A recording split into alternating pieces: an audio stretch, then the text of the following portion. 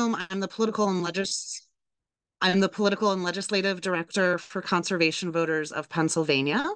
Also here from CVPA is Tim Hayes, our policy analyst. And CVPA, we are the statewide political voice for the environment. We elect environmentally responsible candidates to state and local offices, advocate for strong environmental policies, hold our elected officials accountable to safeguard the health of our communities, the beauty of our state, and the strength of our economy. So we are conservation voters, but I want to kick it off to our other partners here who are part of this scorecard coalition. So I'm going to pass it over to Jen Quinn. Thank you, Katie. I'm Jen Quinn. I'm the Legislative and Political Director for the Pennsylvania chapter of the Sierra Club. We are one of about 67 chapters across the country. Being the Pennsylvania chapter, we are Pennsylvania focused. We work on state legislation, regulations, and policy as it relates to the environment, along with our state legislators, state agencies, and the Shapiro administration. The other side of our work is the political, which includes accountability like this scorecard, and also endorsing good candidates and supporting those endorsed candidates. And then we also focus on connecting people with the outdoors and outings program, grassroots advocacy, and grassroots leadership within the organization. Thank you, Jen. I'll kick it over to Steve. Good afternoon, everybody. Steve Hozdovich. I'm the Pennsylvania Campaigns Director for Clean Water Action. Clean Water Action is a national nonprofit organization with roughly 90,000 members across Pennsylvania and offices in Pittsburgh and Philadelphia. We were founded around the passage of the landmark Clean Water Act in 1972. And since then, we've worked to enact strong protections for our health and environment at the national, state, and local levels by bringing issue expertise, solution-oriented thinking, and people power to the table, and also work to elect strong environmental champions at all levels of government. Yeah. Thank you, Steve. I'm going to kick it over to Sean. He and his colleague Liz participate in this coalition. Sean? Awesome. Thanks, Katie. Hey, everybody. Happy to be here with you today. Sean Hoffman. I'm the Legislative Director of Clean Air Action. And as Katie said, along with my colleague Liz Schultz, we fight for Pennsylvania's right to clean air and a healthy environment and public health, as is embedded in our Constitution per the Environmental Rights Amendment. We are the sister organization, the advocacy organization to the Clean Air Council, one of Pennsylvania's oldest environmental organizations. And we're super thrilled to be part of this scorecard coalition. It's a tremendous tool and analysis of where things stand as far as politicians in Pennsylvania and their record on the environment. So very excited to talk with folks here today. Thanks for coming. Thank you so much. We thoroughly enjoy working with our partners. We've been together for a long time doing endorsement questionnaires and the scorecard for many, many cycles. And this is just such a great group. I'm going to kick it over to Tim for some scorecard stat highlights. And I will be sharing my screen and bring this up here and let Tim kind of kick off some of these stats. Yeah, absolutely. So hi, everyone. My name is Tim Hayes, and like Katie said, I'm the policy analyst for Conservation Voters of PA. And I was proud to be the project lead for this year's Environmental Scorecard. This was a combined effort between 4 organizations, and together we tracked over 1,700 individual votes with 1,218 total votes in the House and exactly 500 votes in the Senate. And today I'm going to break down some of the statistics we calculated and what they mean for the environmental legislative landscape in the Commonwealth. Katie, next slide, please. Yeah, thank you. So first, let's compare the House of Representatives with the state Senate. In 2022, we managed to gain a pro-environment majority in the state House. And thanks to this majority, we were able to stop several pieces of pro-pollution legislation from passing both chambers and reaching the governor's desk. And in addition, to stopping pro-pollution legislation, we were able to go on the offensive and pass several pro-environmental bills. However, the state Senate still remains under the control of a pro-pollution majority, which kind of inhibited our ability to get most of the House bills to the governor's desk. So as you can see, in the 2023 to 2024 legislative session, there were 6 pro-environmental bills passed in the House. This includes bills like the Solar for Schools Grant Program, the Lake Erie Wind Development Act, and the Community Solar Act. In the Senate, there was only one pro-environment bill passed, that being Solar for Schools, which passed with a bipartisan majority of 42-7. On the flip side, thanks to the pro-environment majority in the House, there were zero pro-pollutions passed. However, the state Senate passed 9 pro-pollution bills, which includes legislation like enacting third-party permitting, weakened PFAS regulations, and legally gray critical infrastructure protesting bans. Next slide, please. So breaking down the House of Representatives down further, the overall score for the entire state House came out to be 54%. There were 101 legislators in the state House that earned a 100% score. And earning a 100% score on a scorecard makes you an environmental champion.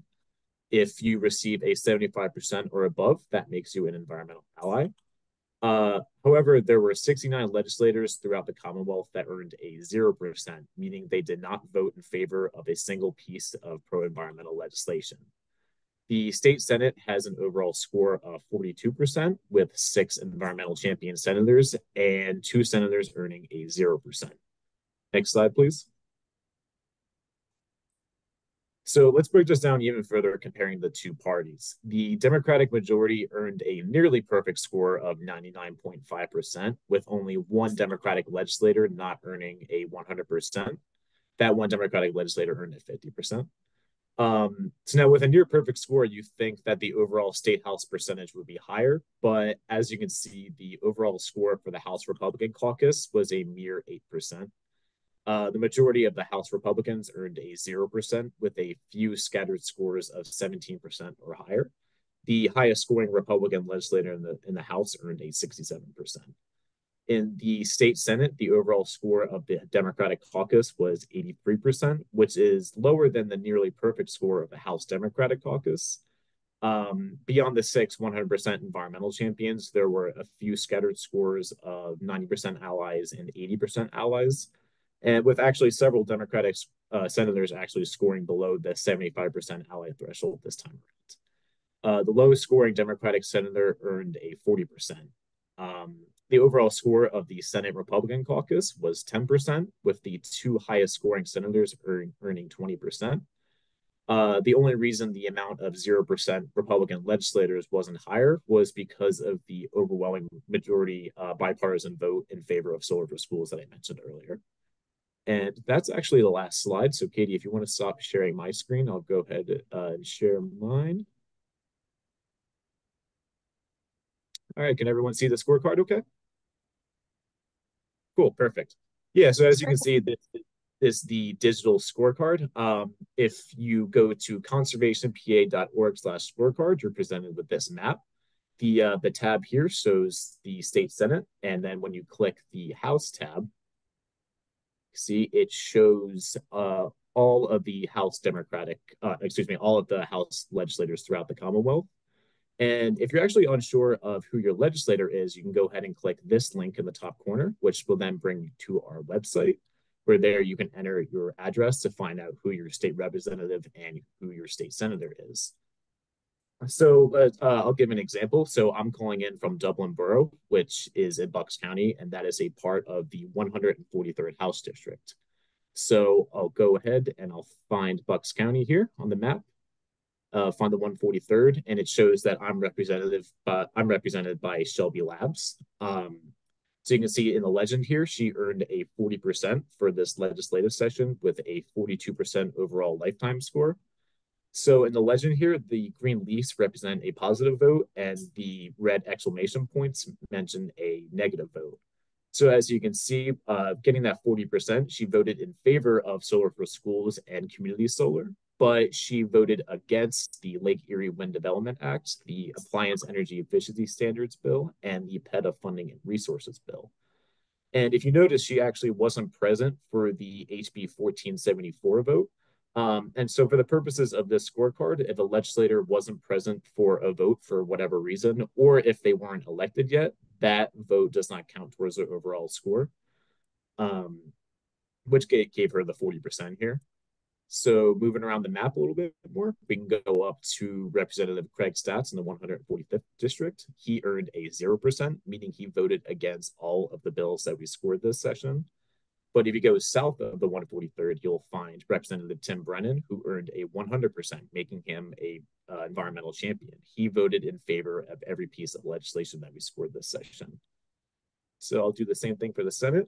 Since I'm in Dublin, I'm represented in the 16th Senate District, which is currently held by State Senator Jarrett Coleman. Lucky me.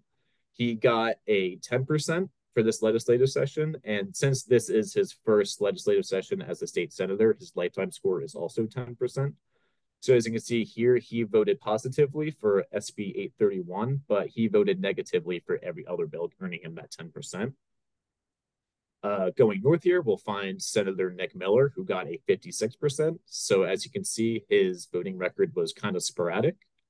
And then, of course, since he wasn't present for SB 350, that doesn't count towards his overall score, giving him that lopsided 56%. If you go south here, we'll find State Senator Tracy Pennycook. She earned a 0%, meaning she voted negatively for everything, and she wasn't present for Solar for Schools, so that didn't count towards her overall score. Going over here, we'll find State Senator Maria Collette. She earned a 90%, meaning she earned a near perfect score, except for that one negative vote for SB 144.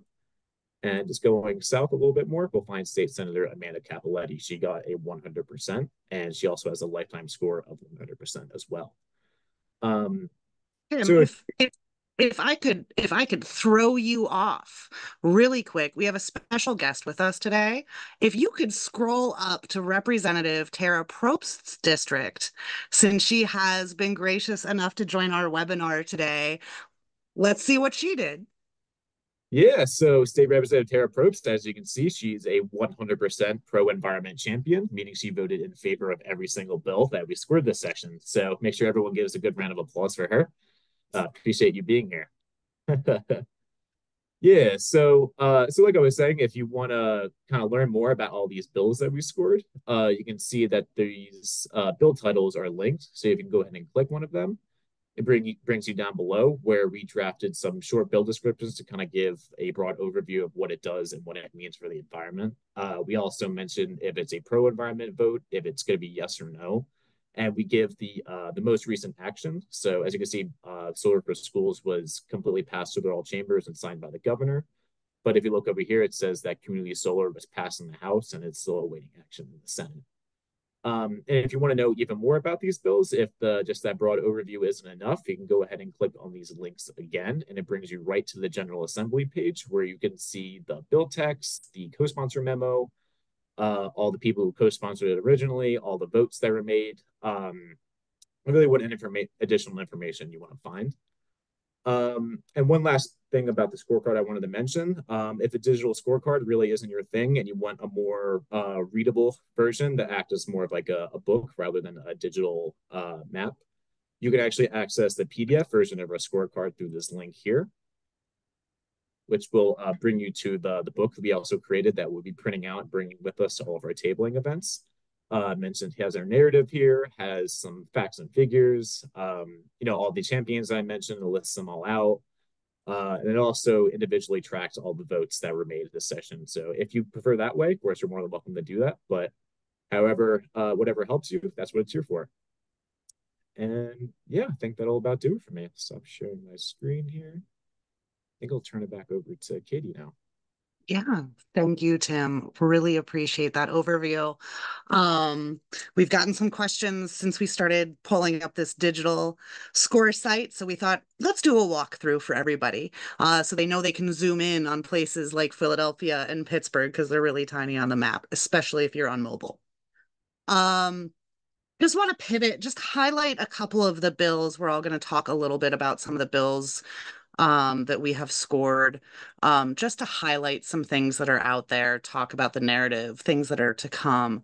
But one thing I'm going to highlight, nobody will ever hear me shut up about this, is Solar for Schools, which ultimately passed both chambers, got a budget appropriation.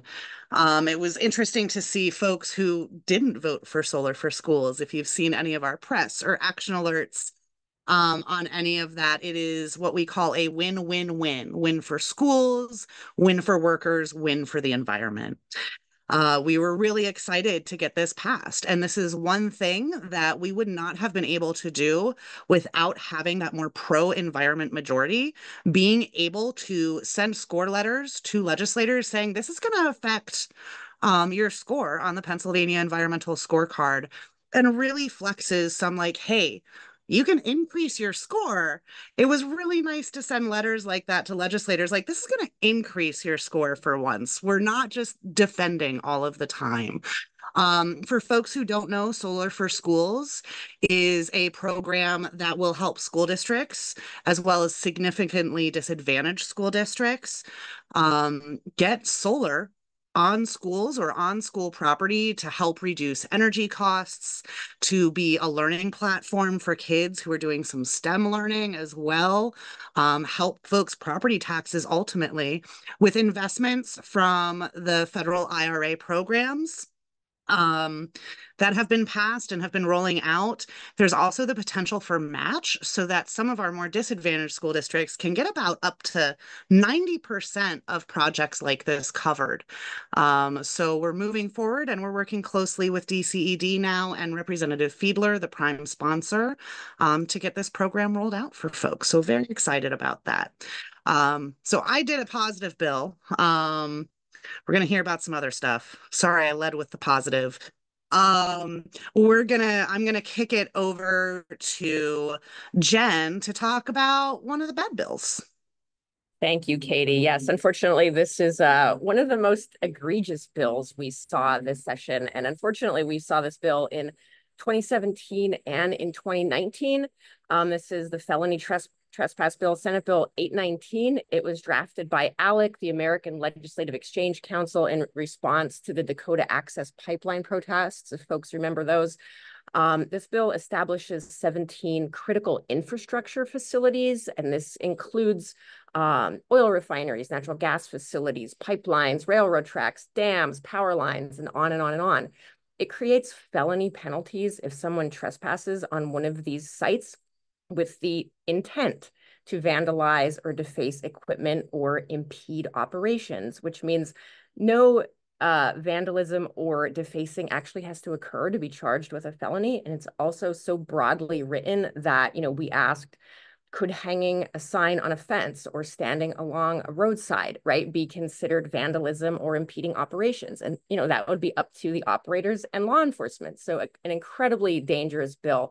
And if that wasn't bad enough, it goes a step further and makes it even illegal to plan a protest that could involve trespass, even if the person planning it doesn't attend and no trespass even occurs. So current law already provides penalties for trespass, property damage, vandalism. This is clearly unnecessary, but the intent of the bill is clear. Silence and suppress those who protest, especially when it comes to fossil fuel development. And this bill would have a chilling effect on the public's right to free speech and assembly. Thankfully, due to the one-seat majority in the House, it only passed the Senate. One seat does mean a lot sometimes. Thanks, Jen. I'm going to kick it over to Sean to talk about community solar a little bit. Sure. So I get a bit of a positive one. It's not quite as across the finish line at this point as Solar for Schools, but it's a fun one. And I also just quickly want to say big shout out to Tim. That map is so cool. If you haven't tried it yet, it is extremely user friendly and an amazing thing. So give it a go. I'm a big fan. So community solar. What is community solar? We're discussing particularly HB 1842 by Chief Sponsor Representative Pete Schweier. So residential solar is a thing that's often inaccessible to folks who could benefit perhaps the most by cost savings and pollution reduction. So if you're someone who rents, if you live in a building that isn't well suited to sun access for those solar arrays, whether that's tree cover, share roof, whatever the case may be, those folks are often locked out of the transition to affordable clean energy. So community solar represents a chance for those folks to obtain this equitable access to clean energy by allowing multiple participants to share the benefits of a single solar installation. That spurs local economic development by creating sustainable jobs, and it can generate income in places where and in ways that is a little unconventional, whether that's farms, whether that's on a church, where they can lease their land for a solar array and create those endurable community assets that, again, provide economic benefits and, of course, environmental and energy benefits for a long time to come. Pennsylvania, unfortunately, has been really behind the curve as far as community solar legislation goes. We're pretty much surrounded by states who have already done this, from New York, Maryland, New Jersey. They've already passed this law. We're behind the curve here. Now, fortunately, thanks to our anti-pollution majority, pro-environment majority in the House, community solar advanced for the first time, gotten passed through one of the chambers. Super exciting. It's currently sitting in the Senate. So, and just to highlight quickly a few more of those more specific benefits that this bill has: maximizes benefits for low income and disadvantaged communities, no upfront costs, credit checks, or termination fees. It's got labor protections in there, some strong consumer protections, and it's also supplemental to existing programs, which means it's not taking funding from anything else. Now, that sounds great, and I'm super excited about it. It is, as we know, in the hands of the pro-pollution majority in the Senate. There's going to be a push to try and get that across the finish line in the fall with some of the session days that remain to us, but it is a bit of an uphill climb in the upper chamber there. So hopefully we can make something happen and really get this put into law. But either way, it's exciting development on an exciting program, and hopefully we can get it enshrined into law. Thanks, Sean. I'm going to kick it over to Steve to talk a little bit about environmental justice. Thanks, Katie. So obviously the bills that were voted on, whether good or bad, that my colleagues just referenced, are really at the heart of our scorecard. But the broader narrative of what this legislature looks like environmentally requires us to also acknowledge what could be or could have been. There are two bills in particular that I wanted to highlight that caught all of our organization's attention. The first one is House Bill 652, which deals with environmental justice, which deals with permitting and environmental justice communities.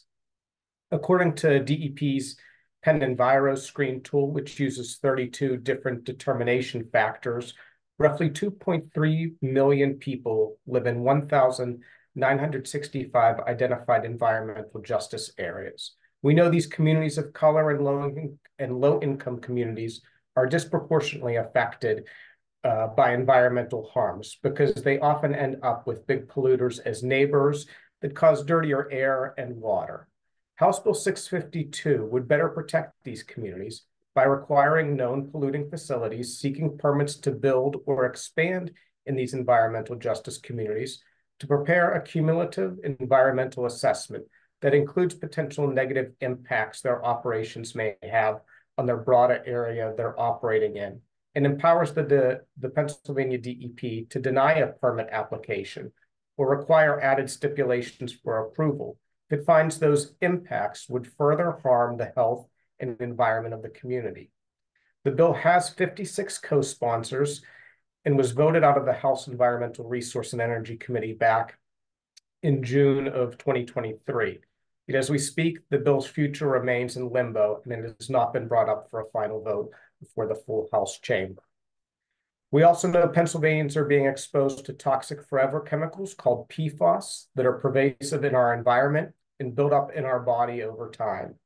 Exposure can lead to lower antibody response to vaccines, immune system suppression, increased cholesterol levels, pregnancy-induced hypertension, reduced fertility, liver damage, and increased risk of thyroid disease and the potential for cancer.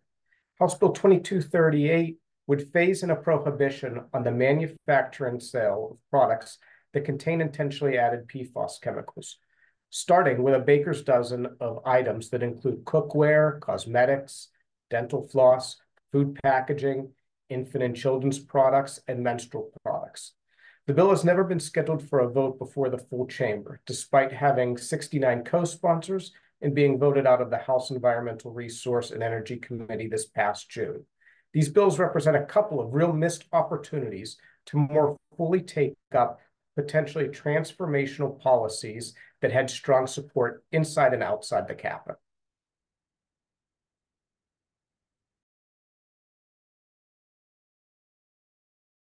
Thank you very much, Steve. I'm going to kick it back over to Tim to talk a little bit more about the narrative that Steve referenced, and then we'll jump into some Q&A. Yeah, absolutely. So as Steve mentioned earlier, there were several bills that we weren't able to get past this session, and that is due in large part to having a divided legislature. If you didn't know, the Pennsylvania General Assembly is only one of two legislative institutions in the country that has a divided legislature, the other being the United States Congress. So this puts us in an interesting position that we haven't faced in over a decade. The House majority crucially stopped a number of extremist anti-environmental bills in their tracks, but mostly all of the positive bills that were passed in the House have yet to be brought up for even a committee hearing in the Senate. The Senate also continued to push their own pro-polluter agenda, passing several bills that they know didn't have a chance to see the light of day in the House. This was evident with SB 832, which would allow the General Assembly to appropriate federal funds meant for clean energy development. This brazen power grab would also jeopardize hundreds of millions of dollars in federal investments in clean energy development and would also give energy project developers, including frac gas plants, the opportunity to receive waivers, excluding them from having to adhere to state policies and regulations. And it would also cut the Pennsylvania DEP out of the permitting process and allow third parties to review permits regardless of their qualifications or conflicts of interest. So despite having a pro-environment majority in the House, it is a very slim one-seat majority. So this means that the entire Democratic caucus would have to be in unanimous agreement on legislation before it can move forward, which kind of caused an overly cautious approach to environmental legislation from leadership. So as a result, most of the environmental bills voted on by the House and included in this scorecard are not omnibus or transformational pieces of legislation. Instead, they kind of just represent small but meaningful steps forward. And disappointingly, a lot of the pro-environmental legislation that advanced out of committee was not brought up for consideration by the full chamber because it was assumed to be too controversial to garner the necessary 102 votes to pass. So as a lot of you know, Pennsylvania is one of the only states with a constitutional right to clean air, pure water, and the preservation of our natural environment. And decisions are made every day in Harrisburg that either jeopardize these guaranteed liberties or bring us closer to upholding this sacred ideal. The positive bills passed this legislative session show a positive step forward, but there is still a lot of work to be done. With the state Senate committed to doing the bidding of the fossil fuel industry, our organizations will continue to hold them accountable, utilizing tools like this scorecard to help inform the constituents of the Commonwealth about whether their legislators are upholding the values of our state constitution or actively working against it. And with that, I'll turn it back over to Katie for some Q&A. Yeah, thanks, Tim. We've got questions coming in. I'm going to channel Jess here on our team and say, don't forget, you can put your questions in the chat, but down below on your Zoom screen, there's also a little Q&A bubble, and you can drop your questions in there as well as we continue to move on. So to get us started, and I'm going to kind of popcorn to some folks here. I'll start with a question that we saw from Leslie about Solar for Schools. Is the Pennsylvania Solar for Schools appropriation all state funds, or is there IRA funding to provide any resources directly beyond the possible match? The IRA funds are the match. There was $25 billion allocated in this year's billion. Did I say billion? It should be million. Allocated in this year's budget for the Solar for Schools program. We had a very positive meeting actually yesterday with some Senate appropriations staff, and we're looking forward to continuing that funding going forward over the course of the next several years to show that this program is going to be really good. But the match, there's additional match that IRA dollars is the match to help those disadvantaged districts. The next question is, I'm going to kick it over to Sean here. Is there a strategy for pushing community solar this fall? How can people help push community solar? Sure. I think it's still sort of coalescing at this point, but I think generally speaking is to make sure, whether that's with Democratic offices or Republican offices over in the Senate, that those legislators hear about community solar legislation as much as possible. So that means making sure Dems prioritize at least attempting to push. And then for Republicans to feel some pressure that, boy, I'm hearing from a lot of constituents on this, maybe we should try and make a play here. So folks, if you get in touch wherever you're at, whether you're represented by a Democratic senator or a Republican senator, it's very important to make sure that they hear about community solar. So I'm sure many of our organizations, ours included, will be doing action alerts where you can plug into those and make sure there's emails and communications heading to those offices, just putting it front and center and demonstrating too the benefits that can be gleaned from this, from whether you're in a rural community, an urban community, or anywhere in between. So just making it as visible and loud as possible surrounding community solar, because it would be a real shame for us to lose this window of opportunity, having waited so many years just to get to this point. So that's the strategy, folks, is in the fall, just make it as visible and loud as we possibly can, and hopefully get some more momentum behind it. Yeah. Thank you. Next question. And again, we're happy to take more questions. We are a little bit ahead of schedule, and I don't want to jinx myself with that. The next question is there a similar scorecard at the federal level? Why, yes, there is. Someone from the team can drop that link right in the chat for everybody. So the National League of Conservation Voters also has an advisory board. They put out the scorecard, an advisory board actually kind of similar to some of the parent orgs on this call, put out a national scorecard as well for members of Congress. So you can look both at the federal level and the state level with all of this. Next question we have is there a similar collection of current bills in motion before they vote so that we can better encourage our legislators to vote the right way? Jen, do you want to talk about what we can do to encourage people to talk to their legislators? I'm just randomly picking on you or anyone else. I want to open it up. Sure. I mean, I can't really emphasize enough like how important it is to talk to your legislator. Like, even if you know they disagree with you, still talk to them, still weigh in, let them know, right? You're a constituent and you matter. And if you know that they're on the right side of things most of the time, still talk to them, right? They should know your name. They should know your email address. Like, they just should. That sounds like a big lift, but it's really not. It's a rare occasion that a legislator really knows someone by face or by email. It happens occasionally, and we're always really impressed by that. And then, when we see a bad bill, we try to work with folks as much as we can to educate them, but it only takes us so far. And that's where you guys come in, really, to weigh in and let them know. And when they know that their constituents want something, like we've been told, I got an email about this every 30 minutes for 2 days, so I know that folks care about it, right? Those actions, they do matter.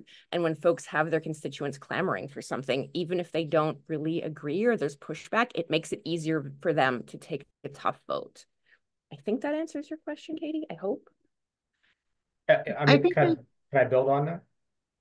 So, so going back to the original, like our organizations don't have something similar to a scorecard that's tracking all the publicly facing tracking all the legislation that's out there. So I would encourage, if you want to do what Jen is talking about, which is exactly what we need to apply the pressure, follow our organization's social media accounts, because we'll post links to our actions. Check out our organization's websites, because we'll have our actions posted there.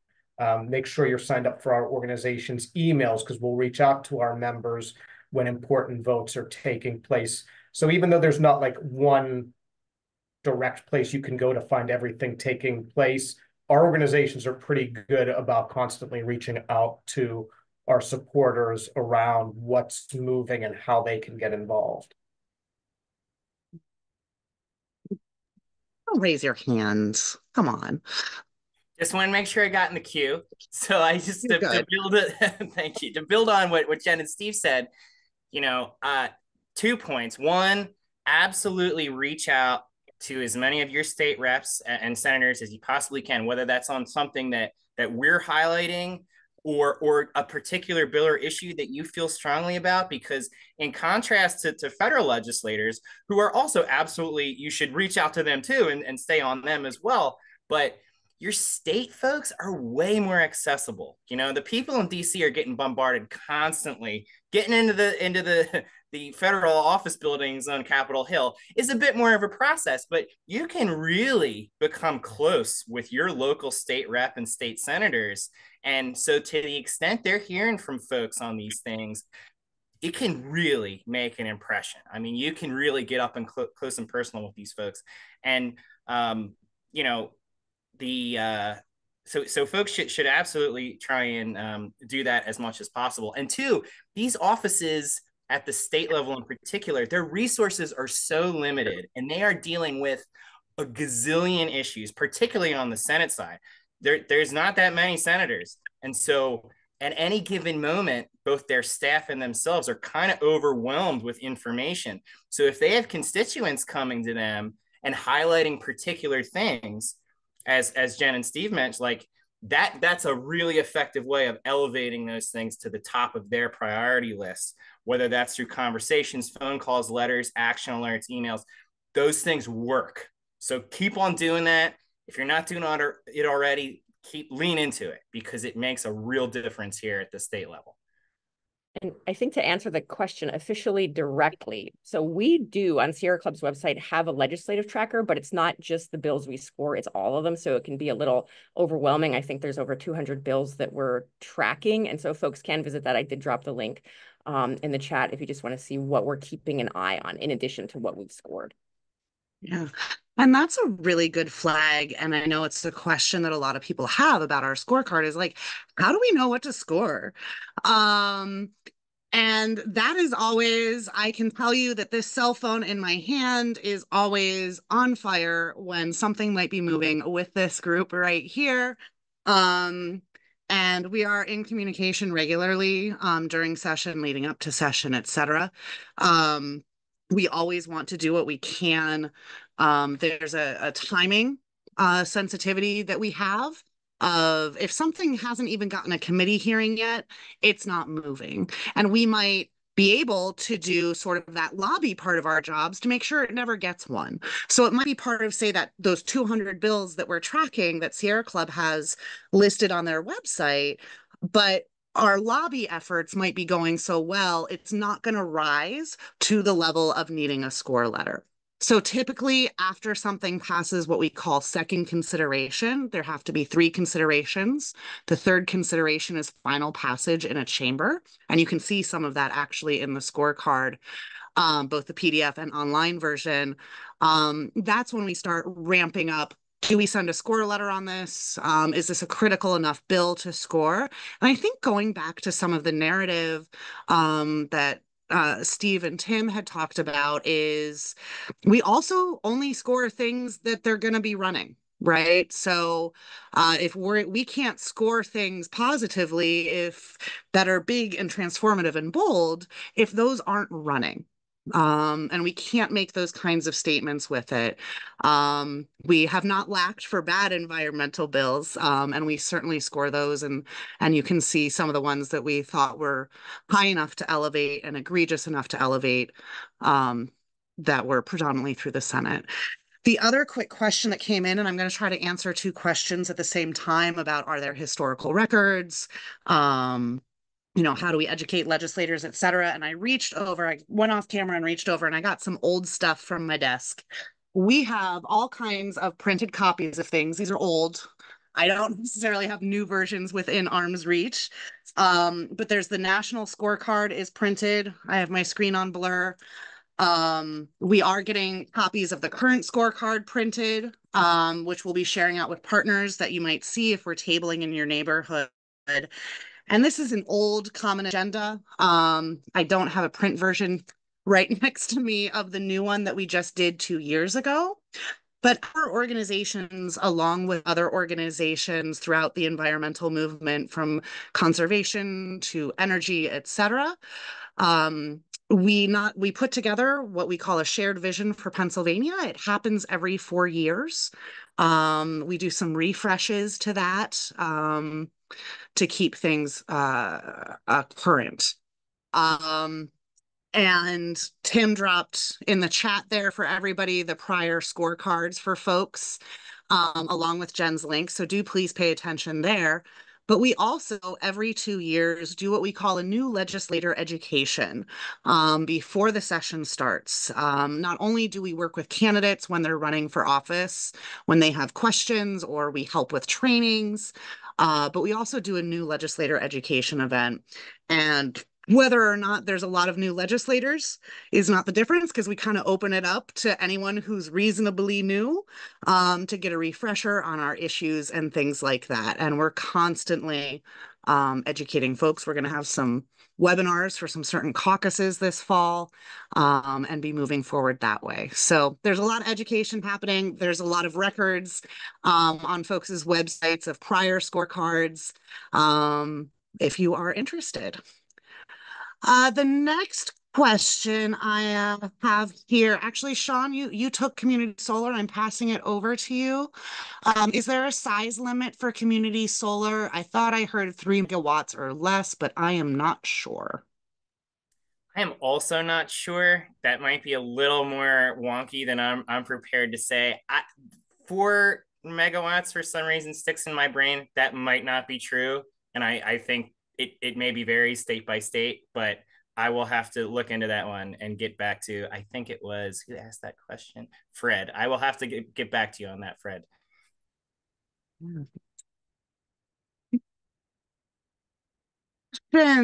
Will we be pushing support for any bills associated with the governor's press PACER legislation?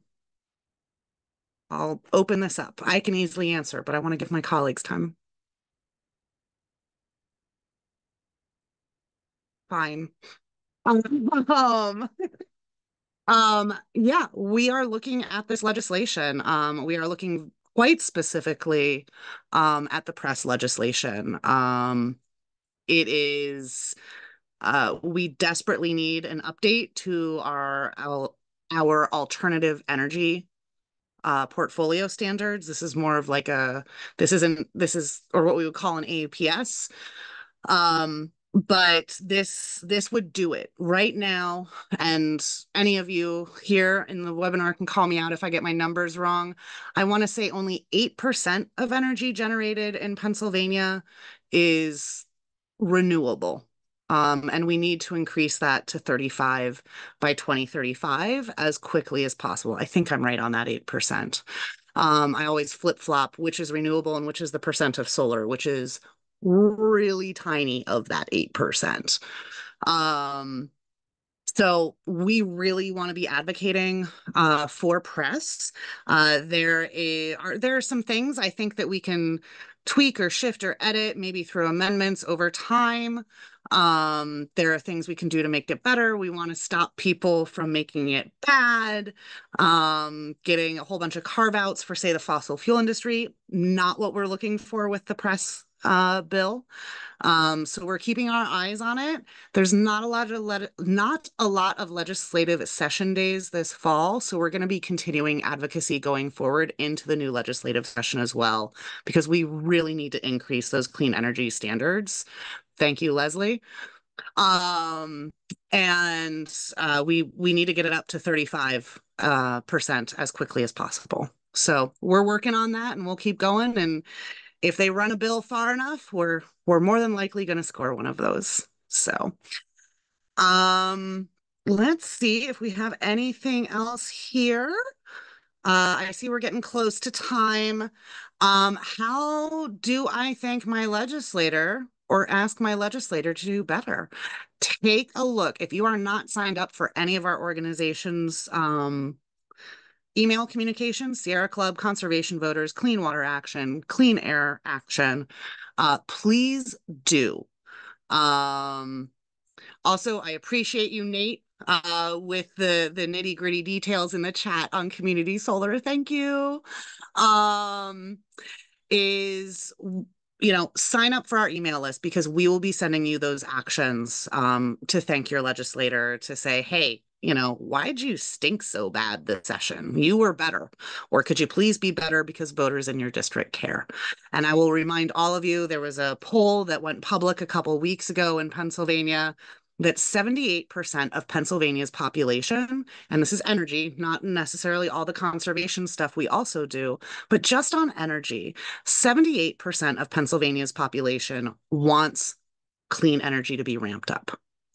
93% of Democrats, 84% of registered independents, and 59% of registered Republicans.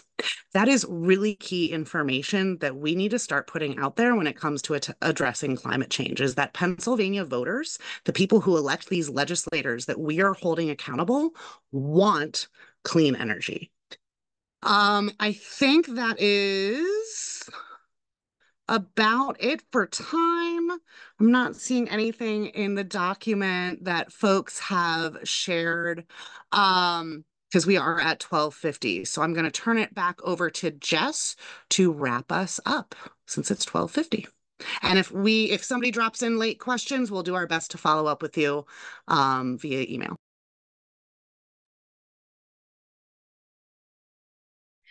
Hey folks, we just want to thank you for coming here today and learning a little bit more about our scorecard. I know that there is, I want to thank Katie, Sean, Jen, and Steve, Tim, and all of the rest of our policy colleagues, because as Director of Civic Engagement, I appreciate all of your dedication and time that you put into understanding and diving through the hundreds of bills that come through our legislature. I know we just got a top line of it, and you can see, folks, there's just so much that goes into understanding the legislation in Harrisburg, its true impacts on communities across Pennsylvania, and especially so for overburdened communities of color and low-income communities across our state.